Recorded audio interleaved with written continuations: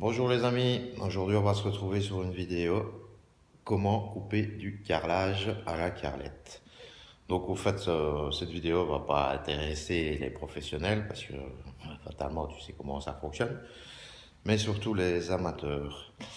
Et j'ai juste un conseil à te donner. Donc si tu dois investir dans un coupe carrelage, essaye de prendre un professionnel et pas que tu vas trouver dans les supermarchés de bricolage parce qu'après tu auras des soucis avec, tout simplement, tu vas attraper du jeu. Et pour le prix que tu vas payer, tu peux aller en louer un. C'est exactement le même prix, mais tu vas aller louer un professionnel, au moins ce sera mieux. Donc là maintenant je vais te montrer comment ça fonctionne. On se retrouve tout de suite. Alors voilà, ici je te présente la Ruby, c'est la TZ. Au fait, on a ce modèle-là, nous autres, pour couper tout ce qui est sur longueur de maximum 1,20 m.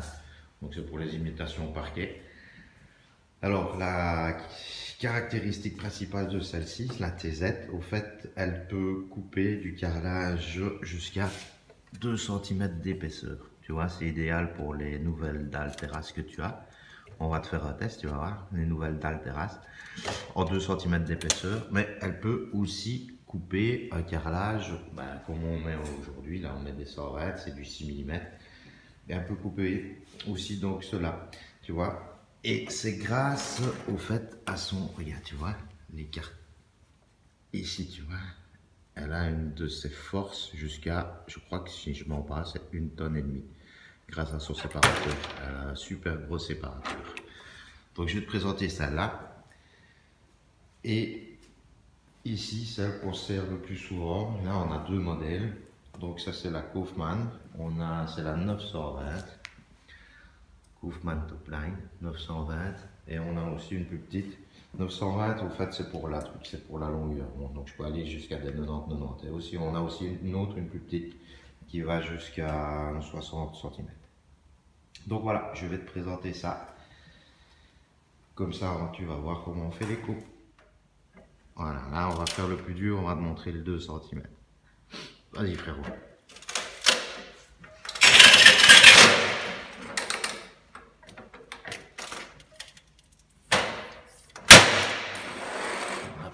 Je mets.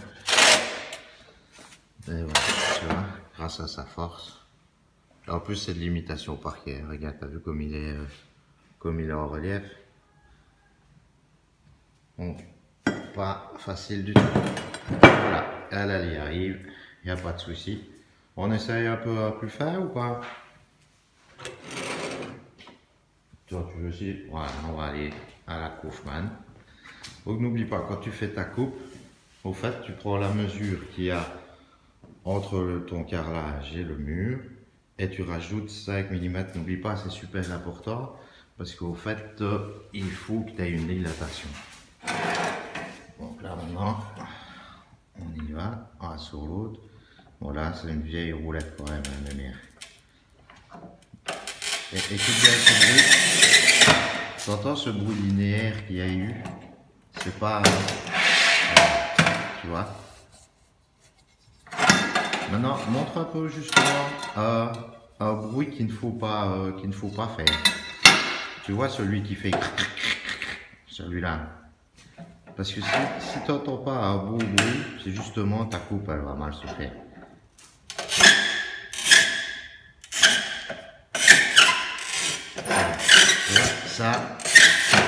Ça c'est ce qu'il ne faut pas faire. Et repasser plusieurs fois et tout ça, c'est ce qu'il ne faut pas faire. Regarde, tu vois, en plus tu as pété les mailles du carrelage. Et là, ça c'est vraiment moche. Donc voilà. En gros, donc voilà comment utiliser une carrette. Bon, c'est tout ça. On va aller te montrer avec la Ruby. Bon, je précise que je gagnerai du tout comme argent. Je suis pas en train de vendre une voiture.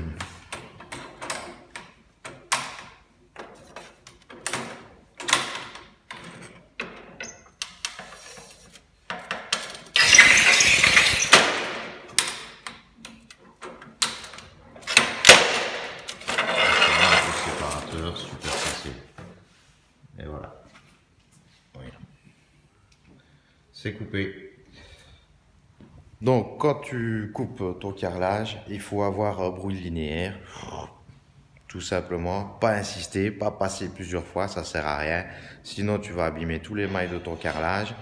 Et aussi, ce qu'il y a, c'est que il faut que tu n'oublies pas de décompter pour la dilatation. Donc 5 mm quand tu es contre le mur.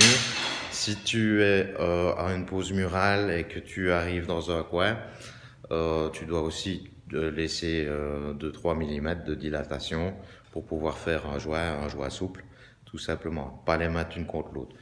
Donc voilà, tu as vu, c'est pas compliqué. Maintenant, n'oublie pas, si tu en as vraiment besoin, soit tu fais les frais pour une bonne, ou soit tu vas louer une, mais n'achète pas une toute bête qu'après tu vas avoir du jeu partout.